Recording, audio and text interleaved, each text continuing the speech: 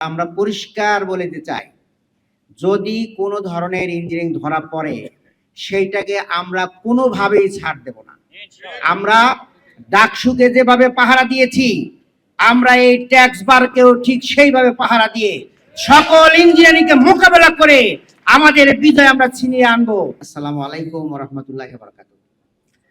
অনেক সময় হয়ে গিয়েছে, সবারই একটা ধৈর্যচ্যুতির পূর্বাভাস দেখতে পাচ্ছি। অনেকেই নীরবে চলে যাচ্ছেন। তো আমি কোনো বক্তব্য রাখবো না, অনেক বক্তব্য হয়ে গেছে। আমি শুধু এতটুকুই বলতে চাই যে আগস্ট বিপ্লবের পরে এই দেশের মানুষের মধ্যে অটোমেটিক একটা পরিবর্তন এসেছে। এই পরিবর্তন আমরা বিগত নির্বাচনে দেখেছি। ভোট দিয়েছে এক জায়গায়, অন্য জায়গায় রেজাল্ট হয়েছে। এই যে মানুষের যে পরিবর্তন হয়েছে, ভোট দিয়েছে, এই পরিবর্তন আইনজীবীদের মধ্যেও আছে। ইনশাআল্লাহ তার রেজাল্ট আমরা পাবো।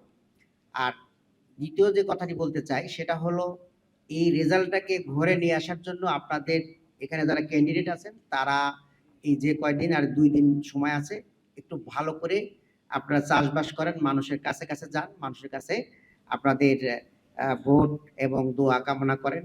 আমি মনে করি আপনাদের রেজাল্ট পজিটিভ হবে ইনশাআল্লাহ। সর্বশেষ যে কথা সেটা হলো, এখানে ইঞ্জিনিয়ারিং এর যথেষ্ট আমরা লক্ষণ দেখতে পাচ্ছি।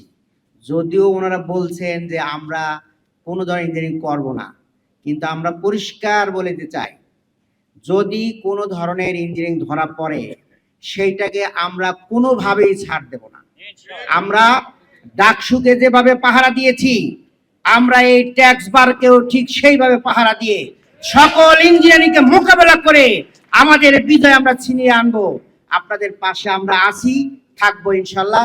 সার্বিক সহযোগিতা থাকবে। আপনাদের সর্বাঙ্গীন মঙ্গল এবং সফলতা কামনা করে আমার বক্তব্য এখানে শেষ করছি। আল্লাহ হাফেজ। আসসালামু আলাইকুম ওয়া রাহমাতুল্লাহি ওয়া বারাকাতুহু।